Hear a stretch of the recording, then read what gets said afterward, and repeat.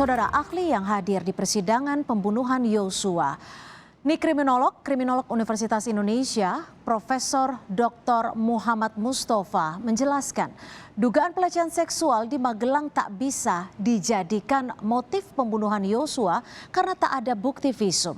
Karena isu pelecehan seksual hanya dari pengakuan Putri Chandrawati saja tanpa bukti visum, maka isu pelecehan seksual tidak bisa jadi motif pembunuhan. Motif pelecehan seksual itu menjadi motif dalam perkara ini yang utama. Ya, bisa sepanjang dicukupi dengan bukti-bukti. Ada adalah pengakuan dari Nyonya PFS.